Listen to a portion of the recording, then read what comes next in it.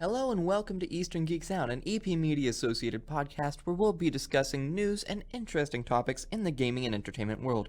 My name is Deforest White. And I am Jordan Lowry. And we'll be your host for the duration of these episodes. How you feeling today, Jordan? You know, I feel kind of weird since I'm sitting right here. Yeah, Not gonna lie. yeah.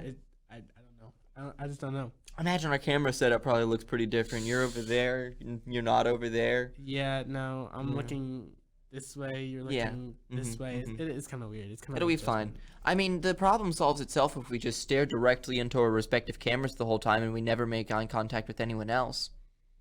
I'm not doing this. All right. Well, that was a good bit while it lasted. How have you been? I've been doing all right. I've been occupying myself with some games here and there.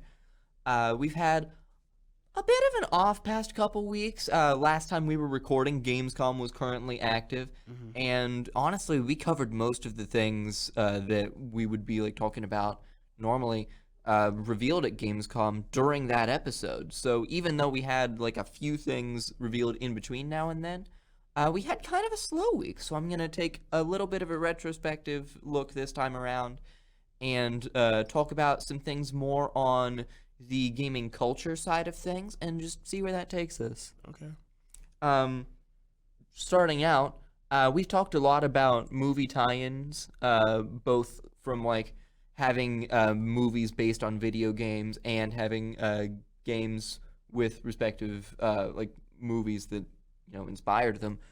And I went to go see a movie recently that I was honestly kind of looking forward to, and I want to know how you feel about it, because I, as I understand it, you've also gone and seen the new Teenage Mutant Ninja Turtles movie. I have not actually.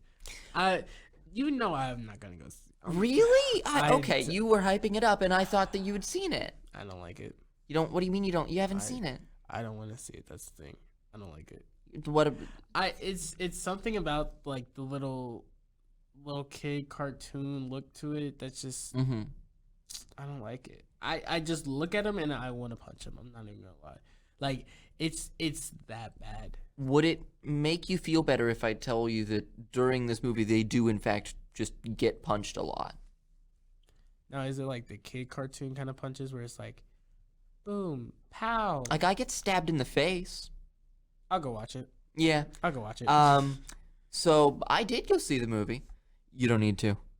No, it's bad. I knew it. Yeah, no, it's actually it it's not good. Looks awful. I'm not gonna lie. Here's the thing: is that the animation style I'm actually fine with. It is very much like a budget Spider-Verse, but that is okay because they're not gonna be able to make something on the same scale as that. Right. I put my trust in Seth Rogen because I think he's a funny guy.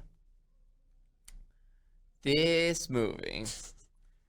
I went to go see it with my best friend Nick, and he described it, I think, the best way it could possibly be described, which was it felt like most of the jokes in this movie were you're playing the game Gex, and he won't stop making immediately outdated pop culture references. There are 3 separate instances in this movie where characters compare themselves to Bruce Banner in Avengers Endgame. Why? Because he's big and green and calm. Dude, I don't know. This movie's just stupid. It seems something. Stupid. It does have some merit to it. There's some legitimately like really well animated fight scenes. The problem largely that I had with it was that the characters are completely insufferable, and my poor boy, like Donatello's my boy, right? He's always been my favorite. He does machines. 1, in this movie, he doesn't do machines, and that's sad. But 2, they made him the weeb. I'm a weeb, and that's fine. But they should all be weebs. They are ninjas. They are literal weebs. They are the weebiest people possible, and they made him the guy who freaks out because he sees an Attack on Titan sticker on somebody's locker in a high school, and then, like, the rest of the movie, his character is based around that Attack on Titan sticker. And it's very silly, and I don't understand why they did that. Also, there's like a 30-second long segment where April just barfs for a long time. I'm not seeing this movie. Like you're not selling up this movie. I'm glad you're not, because it's not. Yeah, it no. doesn't sound good. No, I wouldn't. I wouldn't support it if I was like, if I didn't think it was good, which I don't.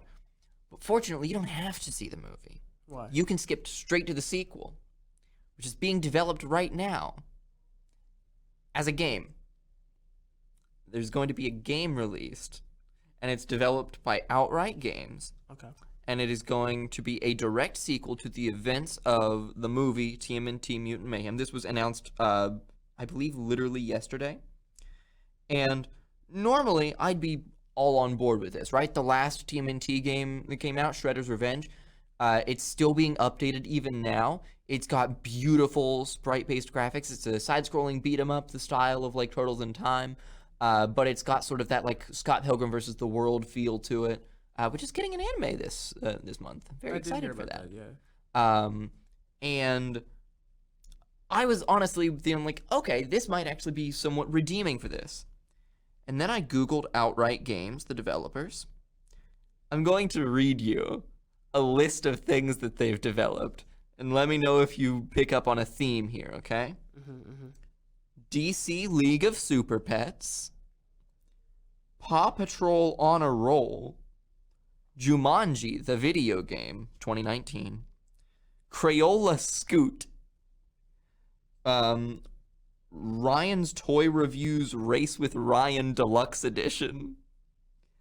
Ice Age Scrat's Nutty Adventure. Troll Hunters. Race with Ryan Road Trip Adventure 2. My Friend Peppa Pig. And PJ Masks, Heroes of the Night. You know, you said all those titles. Yeah. And I could tell you I played like half of those. I'm not. Have you really? It's on Game Pass.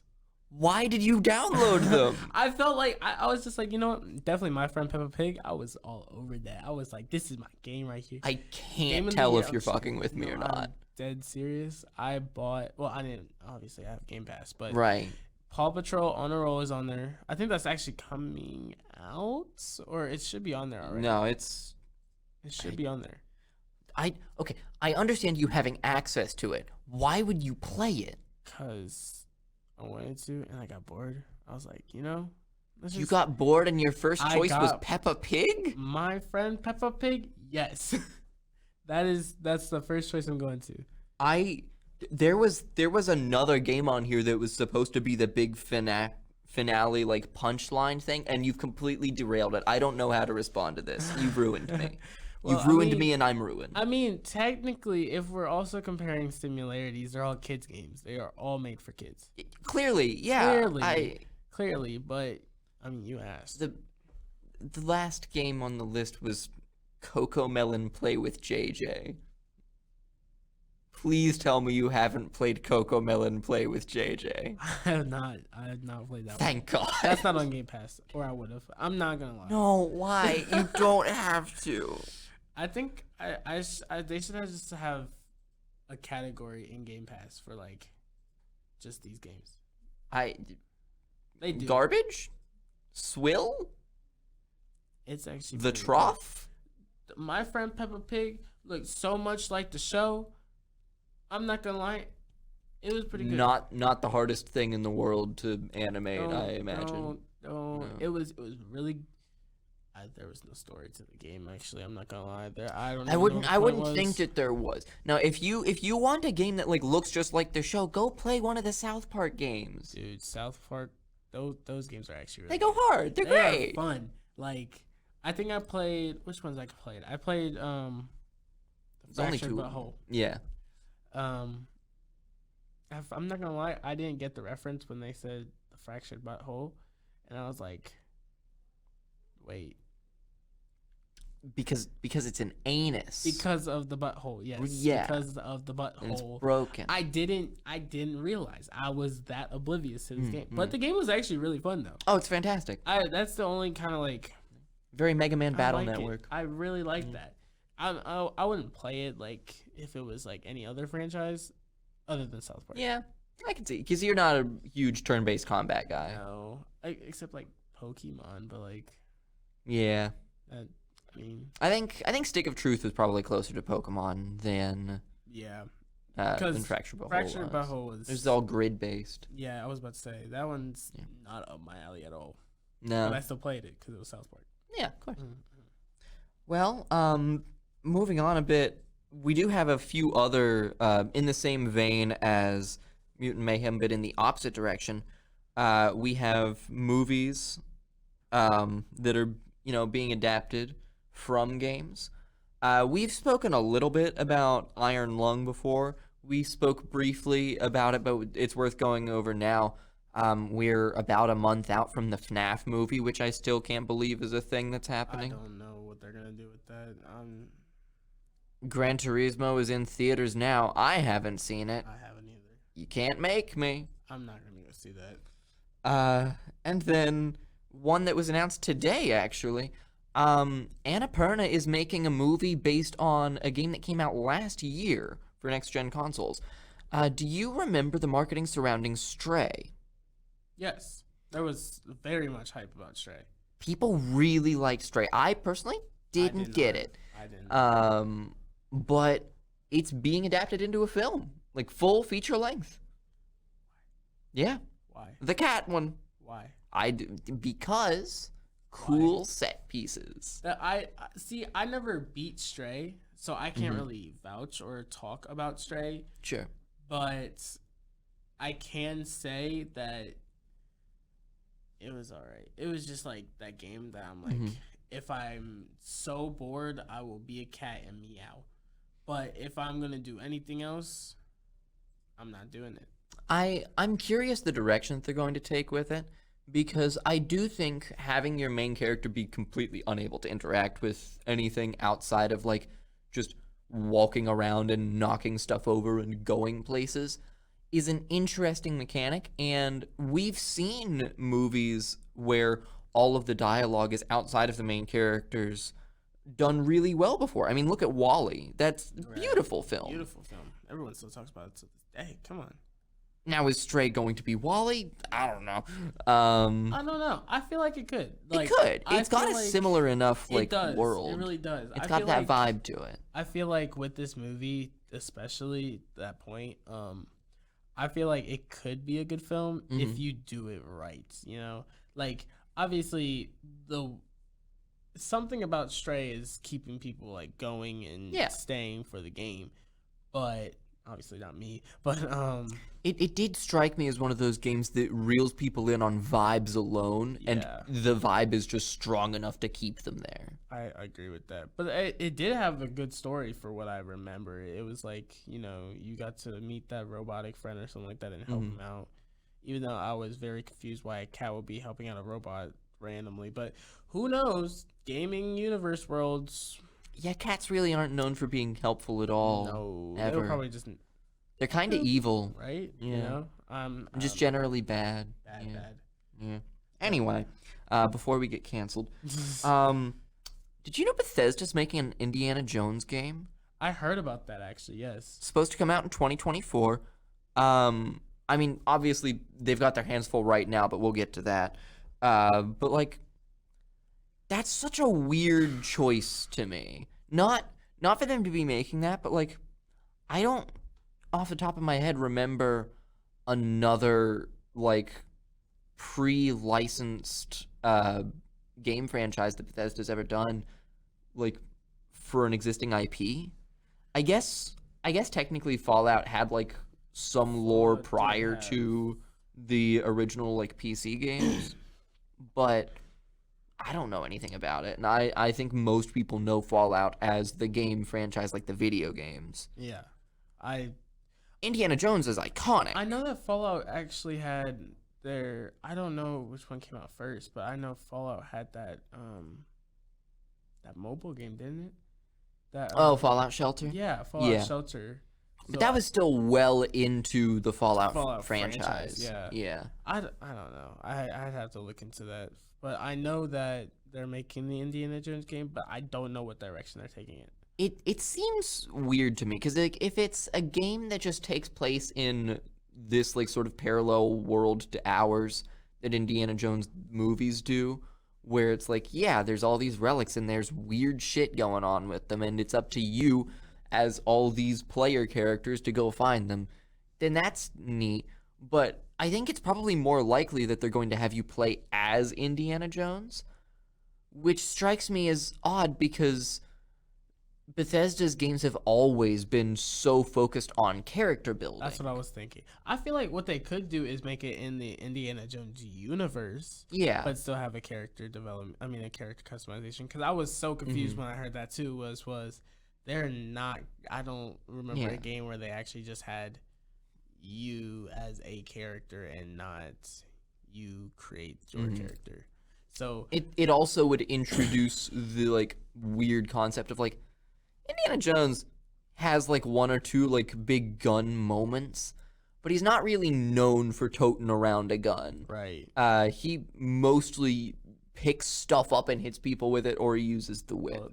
Yeah. And if you are not playing as him and you're just someone else in the 1950s to 60s era, just running around the universe of Indiana Jones, there's no reason why you couldn't do the thing that you would normally do in a Bethesda game, which is carry 90 guns with you. Yeah. Which sort of seems against the spirit. What if you do, like, you could do an Indiana Jones game and just have Indiana Jones as your, like, mentor, since he is a teacher after all. Something akin to what CD Projekt Red did with Cyberpunk. That's what I was thinking. You could do that. I feel like that would be good, of just like a, what should I do kind of direction to go to. So now, if they do that though, then that introduces the problem of how are they gonna get Harrison Ford to do all of like the voice work for it? Because like this last movie, I went and saw it.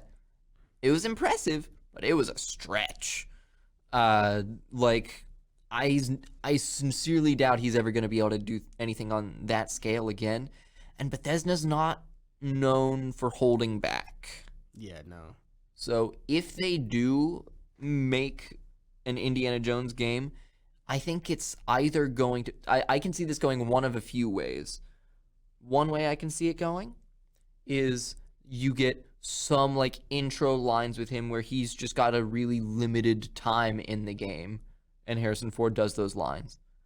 Another way I see it is it could be not Harrison Ford and it could be somebody else playing Indiana Jones, and you either play as them, like a voice actor with Harrison Ford's body, or like an impersonator of Harrison Ford. Or third option, and maybe the most ethically, but seems like this might be the direction we're going. There are AI that can now mimic people's voices. Yeah, that's a stretch, but it's accurate, and is. it's an extreme concern, which sort of leads into our next topic. Are you aware of the ongoing Actors and Writers Guild strikes through SAG-AFTRA? I've heard a little bit about it, not SAG-AFTRA, but I've heard like about kind of. Okay. I've heard enlightened.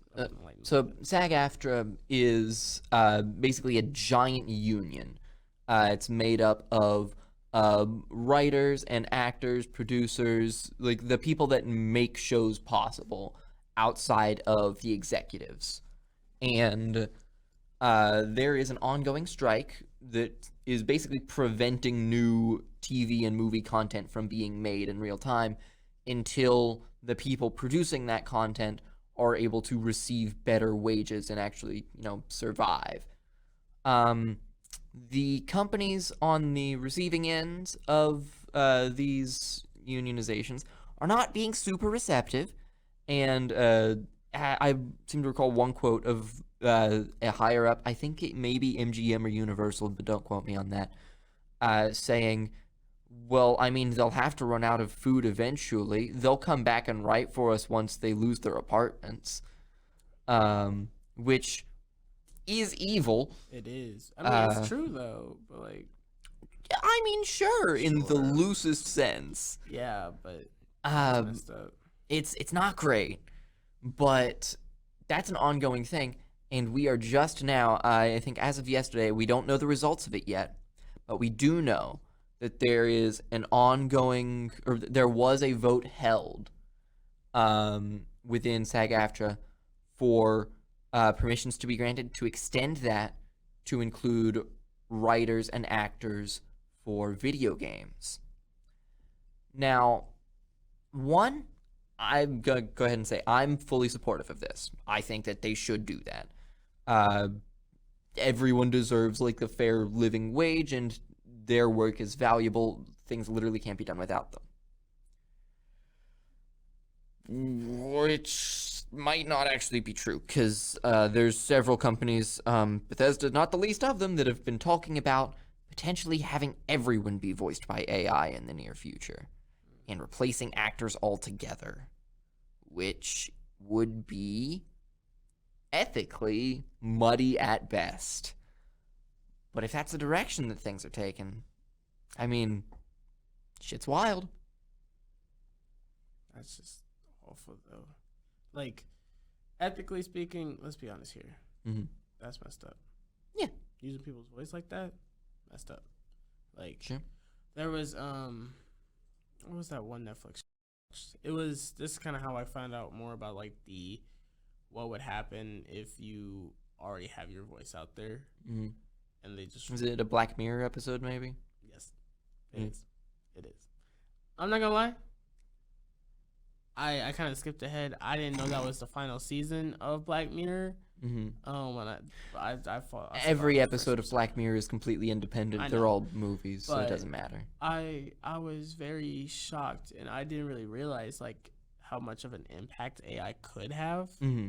until I saw that. I was like, whoa, hold on. So you're telling me this actor got this actor, got this actor? Like, I was just like, this is crazy. Yep. So I do agree the AI thing is very unethical. Do I think in some situations it could be ethical? No. But I'm not gonna lie. It's You really know what? not.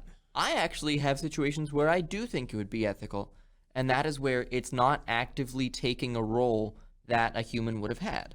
Okay. We did have. I think there was some like procedurally generated speech in other Bethesda games.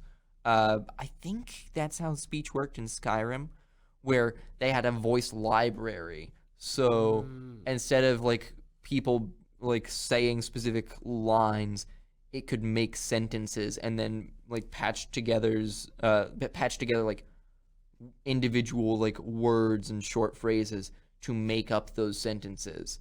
So kind of like make up your own language, because that's how I think. Like, Maybe not that, but like cutting and splicing like the English words. So like they said this line where they used the word the. Take that recording of them saying the word the. Take this recording of them saying the word dog. Take this recording of them saying the word ran. Originally those were in 3 different sentences, but now we have this like dictionary of words that we've already had recorded, so we can reuse those words so that they don't have to keep recording new lines for everything. that's nice. Yeah, I could see that. I think that's how that worked. I'm not super confident in that. But I will also extend that. I'm a fan of Vocaloid and Voicroid music, which is virtual singers, along the lines of Megurine Luka or Hatsune Miku, most famously. And I don't see any ethical issue with that. But again, that's not actively taking the role of a pre-existing singer.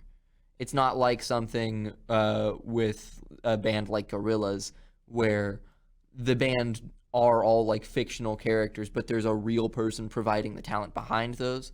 This is Hatsune Miku is a program. You give her words to say and a pitch to say them in, and she'll sing for you.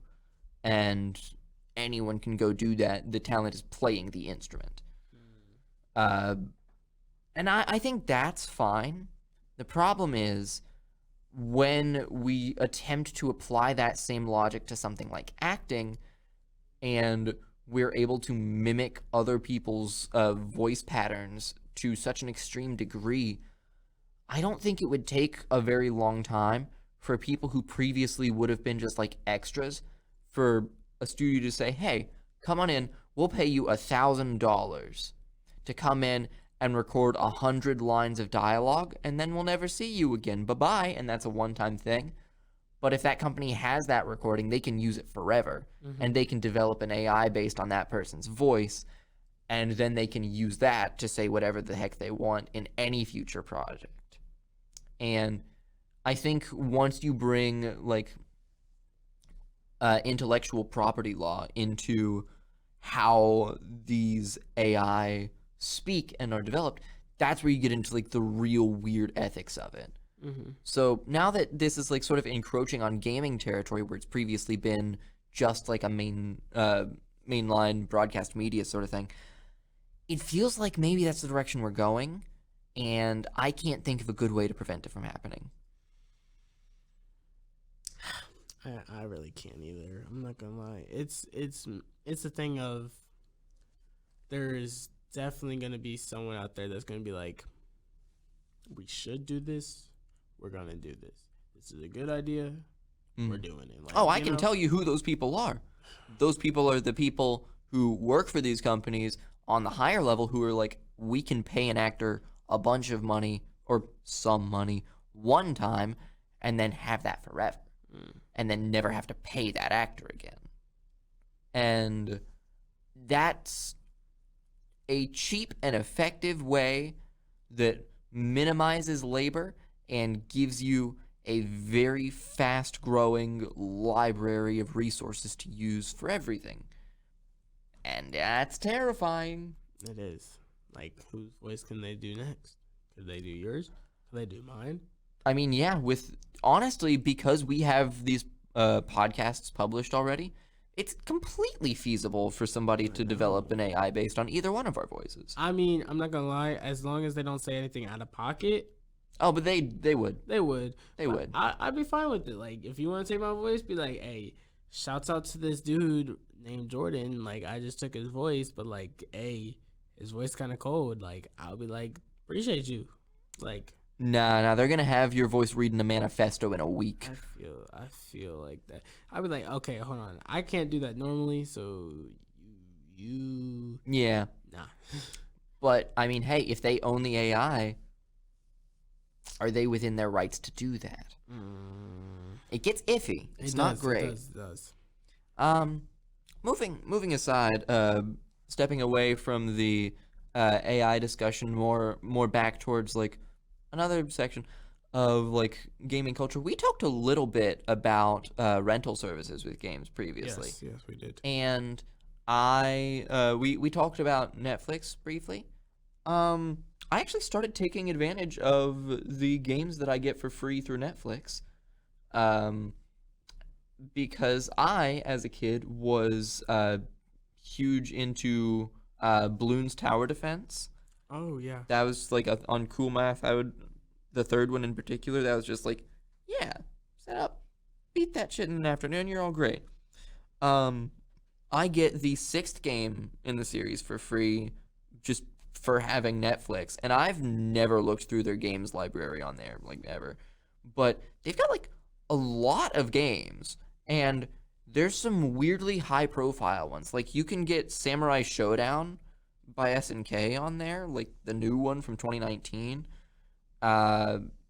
There's I think you get like Monument Valley and like a couple golf games for free.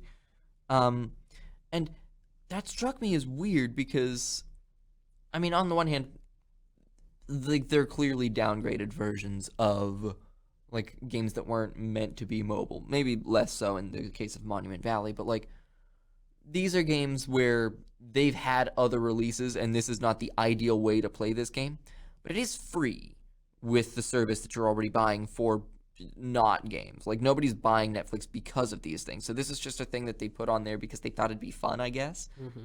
And I'm failing to see a downside, and I don't think I'm the only one because YouTube just announced a couple days ago YouTube Playables, which They don't show up for everyone. Right now, it's in systematic beta, where some YouTube users will have a section in their YouTube app called Playables, where without downloading anything, there's just a bunch of games ready to play in there. Wow.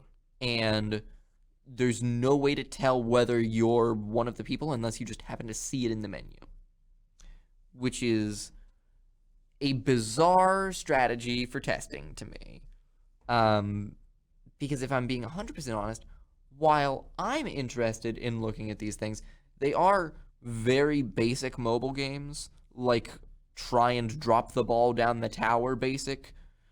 But I think most people, even if they see that that's there, most people will probably go, that's weird, and continue watching whatever video that they were going to look for. I feel like people would think that's a scam mostly. Me personally, I'd play it. Like, Yeah. if it's available to me, like, Man, Twitch you played on Peppa Nintendo. Pig. Hey, don't do that. When Twitch does their little Twitch Prime thing. Yeah. I don't have Twitch Prime anymore, but No. when I did, I was taking a full advantage of that. You Yeah, know, of course.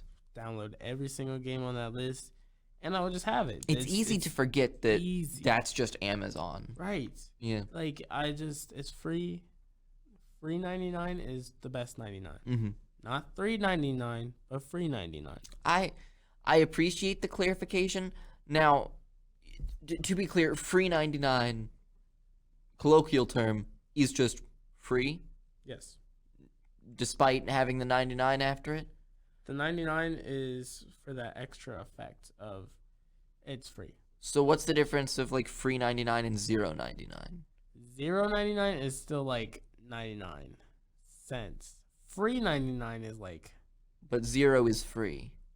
but 0 can mean like $0 and Right. 99 cents. But if you say free 99, that's implying It's free $3 with 99 cents. No, that 99 is just for the numbers Numbers of what? of free. There's 2 E's, Uh-huh. and E is, I don't know. I was about to go all like psychological, see Right, if I could, right. but I lost it. So Okay. I don't know. I'm going to need more clarification on this, so we'll get back to that. Moving on though. I understand you've been playing a bit of Starfield. Yeah, I have. So, a little bit of first experiences. Mhm. I guess I'll just address that right now. Sure. First boot up the game. Obviously, I had to check off the settings, Mhm. see any kind of like HDR. I'm playing on the Xbox Series S. 'Kay. And I went to the character customization. Instant. I obviously pressed start Bethesda. Bethesda. So when you start the game, it's I'm not gonna go into detail, but Mm. you're basically a miner. You know, you're a miner, and not a miner, but like a miner. One Like who pickaxe, mines and one who is mines, under yes. the age. Yes. Basically, you're a miner who stumbles upon something. I think it was Mhm. like this artifact or something like that. Anywho. It takes you to the ship, I think. Okay. And then that's where you get to pick your character. I checked out the options. You get typical standard create a character type fashion. It starts off with a preset that you get to choose from. Then it goes into a wheel chart, which is which gets muscular, thin, or husky, I think it was, or heavy. It was muscular, thick, and heavy. Okay. And obviously I was in the muscular heavy section. I try to make it more like me. Sure. I could not make it at all like me. I had a second opinion from someone else, and they were like, we were trying to make it as close as to me as possible, but I couldn't. That's the point of games too, by the way, just to make it like you or not. But Sure. I'm having severe deja vu here. one thing I will say though is my only complaint is they need more hairstyles for black people. That can make or break any type of creative character game. If you are a black character and you don't have that many hairstyles for black people, it's gonna make or break your character. So what I'm hearing is that between the two of them, between Starfield, Street Fighter 6 wins. Yes, Street Fighter 6 won. Let's go. I'm not gonna lie, Street Fighter 6 character customization won that one. Here's the thing though, if they would have just added a simple hairstyles for black people, you see it all the time. Get the a little low, a high top fade, a low fade, like a taper, or like a you could even do dreads. They had. Does the game not have dreads? It was the women dreads. Like, you can distinctly tell it was for females. Because, like, it's... No, like, not, like, trying to be, like, sexist or anything. But, like, it had that female aesthetic look. And female dreads and male dreads, they look different. I'm not going to lie. And, obviously, it was with all the other feminine hairstyles. Okay. Than where it should be in the male aisle. For the males, their type of dreads Wait, sorry, the hair in the game is actually like differentiated by gender? Yeah, like it's in different sections? It's not in different sections. It's like the further down you go, the more feminine your hairstyle is, then the further up you go. Okay. Yeah. I did also like, though, their character customization did suggest pronouns. Yeah, so whenever you decided your name, you can actually pick the pronouns of your character. I went with the he him, but they had they them for the non-binaries, and also she her. Cool. And again, you can choose. And that's not linked to your body type at all? It is not. You can actually pick your body type too. So if you really wanted to, you could go for the feminine look with a male walk. Hey, you know what? That's a tie with Street Fighter 6. That is a tie with Street Fighter 6 on that one. That one, I was like, now that I think about it, I was like, that's a good feature. I was talking to the person too. They were like, yeah, that's a good feature. But yeah, I honestly, so far, I think the game is okay. Okay. I got to pick my traits. The traits were wild though. Wild. Is it like Mass Effect style or? A little bit. It's closely tied into Cyberpunk's type of thing, where you got the three choices between the Knight Rider, the Knight Rider, the three factions. The other two, the Nomad, and then the something. I believe in you. You can do it. I don't remember. Or Corpo. I'm thinking it's Corpo. But you got those three sections. That's how it was basically laid out, but it was way more complex. You got to choose your actual, what you start, your background, and then you actually went in to pick three traits. So that's almost D&D-esque. Yeah, so for my background, I chose a soldier, which it gives you 3 perks that you start off in the game with. Oh, wait, no, actually Mass Effect also did that. Yeah. So my 3 perks were for soldier is I think gunplay, something, and something I don't remember. You said this game started out with you finding an artifact? Something like that. What's it do? When you click it, you basically tripped out. You tripped out. Like you had an out-of-body experience and saw something coming? Not you saw something coming, but you saw outer space. That's basically it. Oh, so your character hadn't been to space previously?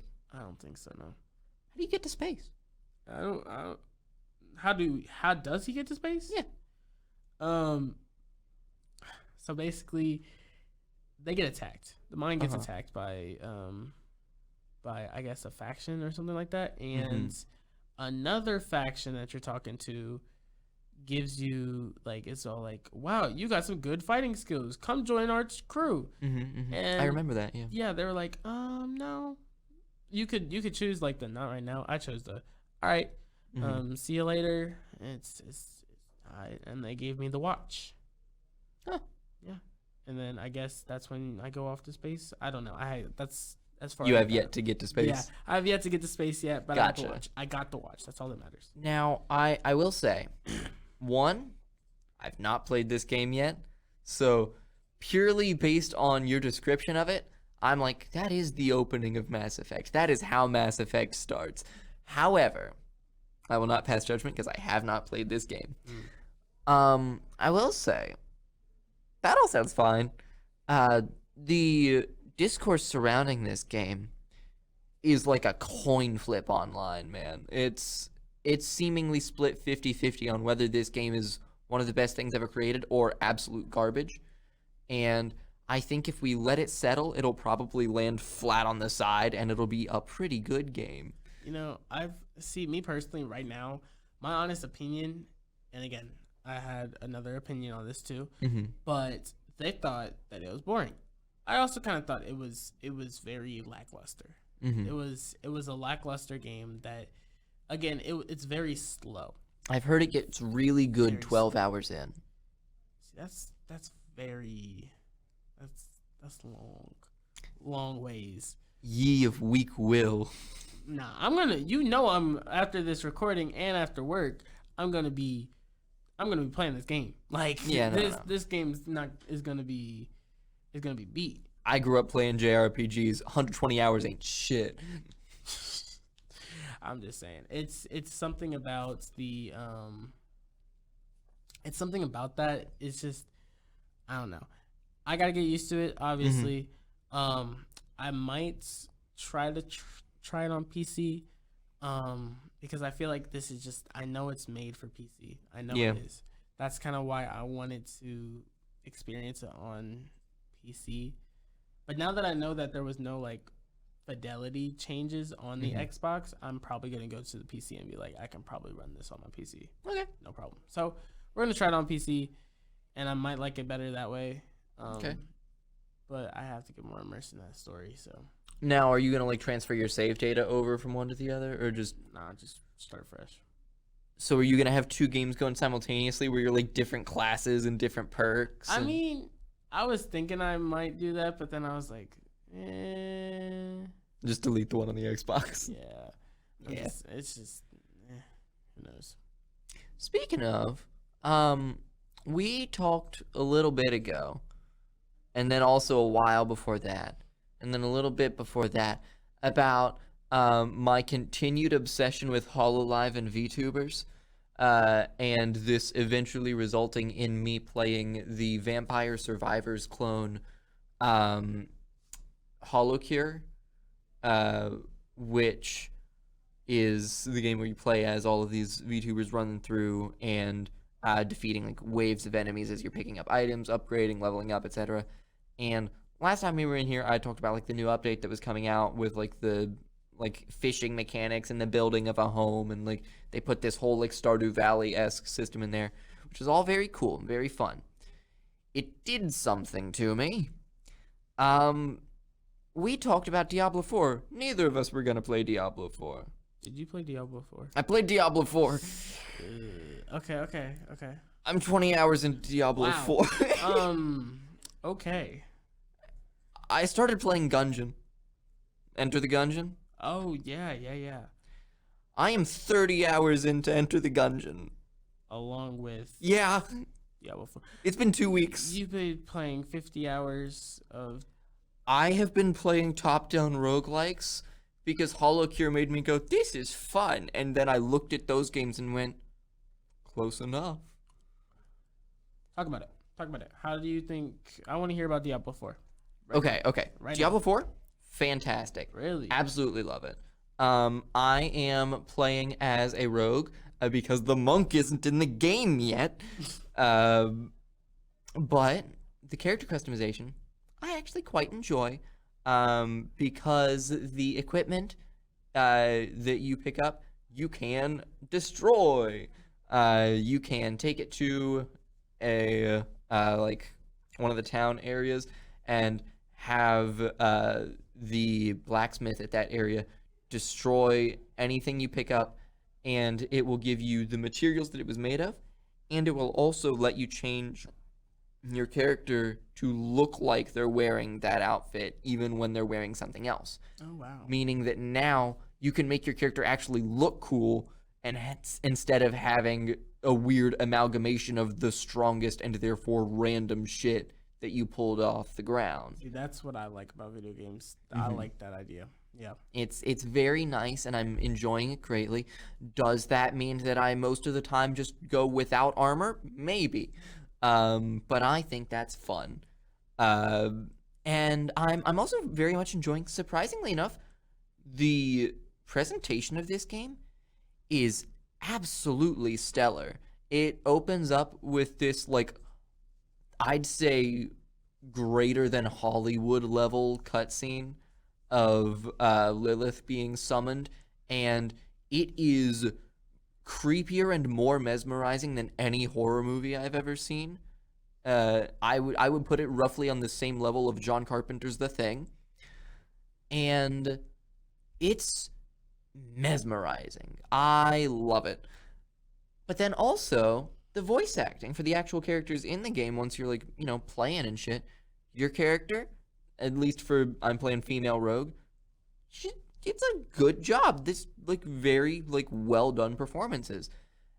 And also the guy who does the voice for like your guide slash like carry on character for a lot is the same voice actor that plays Sid in Final Fantasy 16, and he has this growling, I think, Welsh accent that's just the most satisfying sound, and he is stringing me through this game. I would play like Forklift Simulator if it was coached by him. I'm thinking about playing that game too. The Forklift Simulator? Okay, you went in a weird direction with that, I'm just but all right. saying, I want to play Forklift Simulator. I was looking at Lawnmower Simulator too. I was about to buy that. I was so close. Why? I was bored. I was bored. listen. I saw the game. I was about to buy it. I don't understand you, right? Because like you were gonna pay money for that. It's on Game Pass. That's not buying it, is it? I mean, I would have. I could have bought it. Like that's. The Why thing, do you too. need that? You've already got Peppa Pig. Because Peppa Pig got boring after I got not bored anymore. So it was. You don't know. I had Soon, to when you get to the end of that game, you can jump in puddles, in muddy puddles. Re-download it. It's instant. It's instant re-download. But yeah, I've picked up my dungeon crawler bug. It's back. I have it now. I don't know. VTubers can get me into anything, man. I'm now like reinvested into short form skits. My life is determined by Tokoyami Toa and very few other people. After that though, we had a Nintendo Direct about 4 or 5 days ago now, which was entirely focused on the upcoming game Super Mario Bros. Wonder. And it's weird. Yes. It sure is weird. This is the first game that's going to feature the new voice of Mario. It's no longer Charles Martinet. Same is true of Luigi. I don't know about the rest of the cast. I think most of their voice actors are staying the same, but I don't know. However, this game, it's got like, it's still using 3D models, I think, but it's got like a 2D, like sort of game manual-esque art style to it. And it looks really charming in a way that everyone else likes and I don't. But I think we went over that a little bit last time. We did a little bit. However, the game mechanically looks really interesting. One of the power-ups just makes things go insane, like unique to every level, makes stuff go wild. There was footage of like characters walking on the background of the stage instead of the foreground, like normally you would be platforming and then it turns into a top-down, like walking around like you're playing Diablo kind of thing. There's some where it just turns you into a spike ball and you have to like let gravity take you wherever, and you're like turning the stage to determine where you're going. Which I think there's gonna be like 50 different like control mechanics that you're gonna have to figure out. Which, I mean, not the first time Mario's done that, because Odyssey did a very similar thing with all of the like takeovers. Um, but this is the first time that we've seen that in a 2D Mario game, and I think it looks really interesting. I only have one major complaint, and that is Yoshi. You can play as all of the Yoshis in this game, and I think that's great.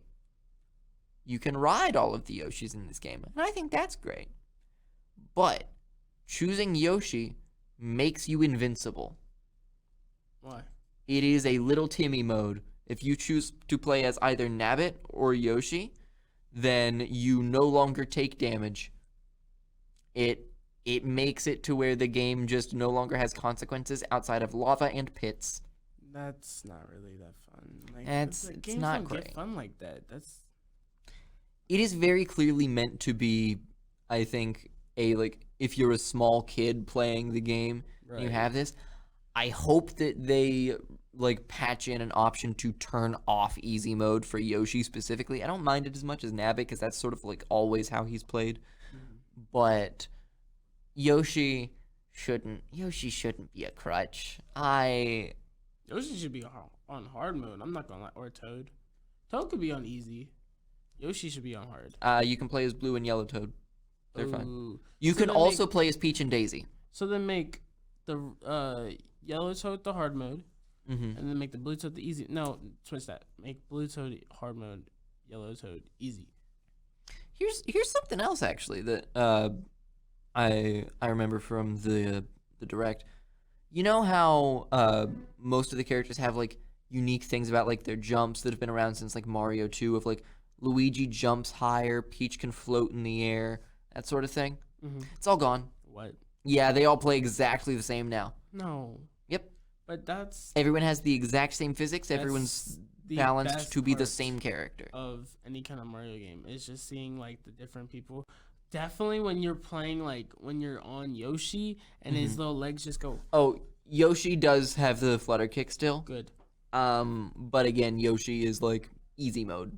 So That is, it's more like the flutter kick is being used as a method to make it easier for you to make jumps than it is a like part of a level is built around the flutter kick being used to I make like jumps. flutter kick so much. So Flutter they kick's need very to- fun. They need to implement that.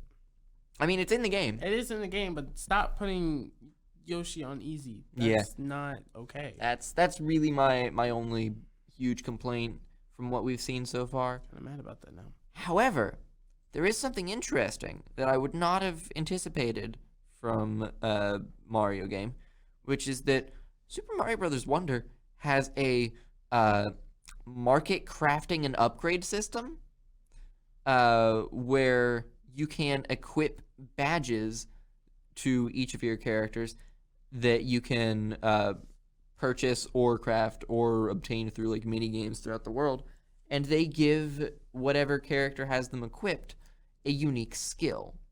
And I think that's probably what's replacing some of the like jump mechanics from previous titles. Mm-hmm. But I don't know how much of that is going to be unique. We saw some stuff that's like some characters can get a grapple hook, like an extra jump. Pretty rudimentary, but you know, interesting. Right. Outside of that, there's not a ton of news from Nintendo. Eiji Aonuma confirmed that Tears of the Kingdom isn't going to be getting any DLC, or at least that there's not any plans for it, which is interesting It because is interesting. Breath of the Wild got like 2 years of support. Yeah. We have Tokyo Games Show coming up in September 21st through 24th. Lots of developers, but the big ones that are showing are Sega Atlas, Level 5, Koei Tecmo, Capcom, Square Enix, and HoYoverse. I imagine we'll probably see some Honkai Star Rail announcements, maybe some Final Fantasy stuff. Probably not any Street Fighter because we had the Aki trailer came out just a few days ago, and Street Fighter 6 is going 4 characters a year for DLC. And that's about all I got for news. So I have a proposition for you. I've got 2 questions prepped for you. Okay. I want to know whether you want realism question or whether you want problematic question. Let's just. I'm gonna go with realistic. Okay, cool. Well then we won't talk about boobs today. Oh. Okay.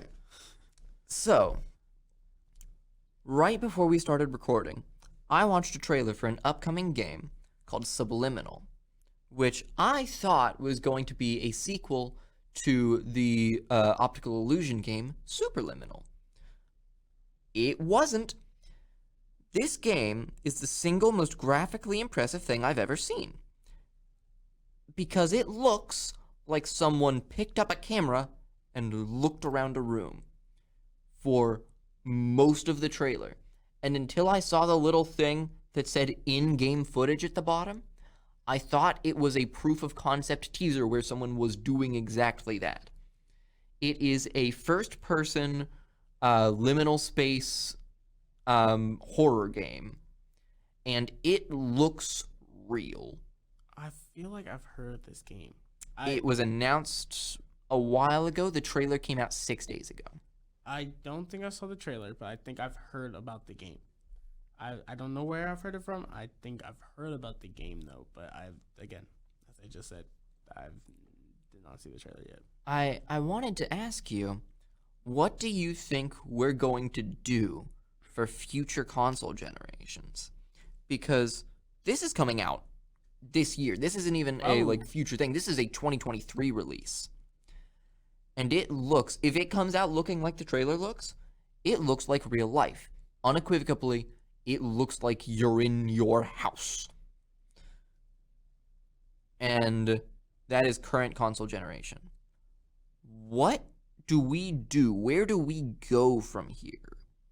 If we have reached the pinnacle of being able to differentiate, or no longer being able to differentiate real life from the graphical capabilities of modern technology, what sort of upward mobility do we have in terms of games? Do we simply up the scope of like how far you can explore?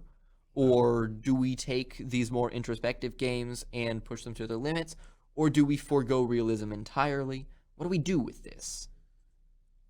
All right, so I feel like there's different categories for this. I feel like, for one, it should be, what type of game are we making? If it's like, let's go with this,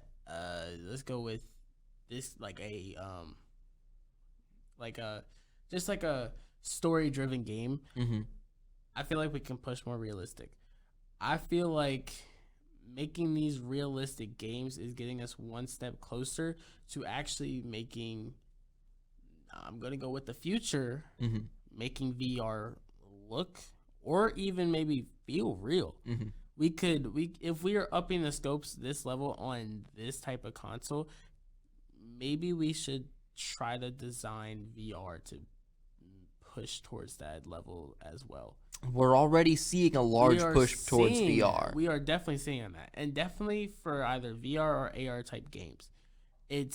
AR is very well done since it is, again, AR. But right. Nintendo actually just announced a Pikmin AR game, the second one, I believe. It's going to be coming out on smartphones soon, where they're just hiding around your world and you find them, you pick them up. Yeah, like AR type games are very interesting to me.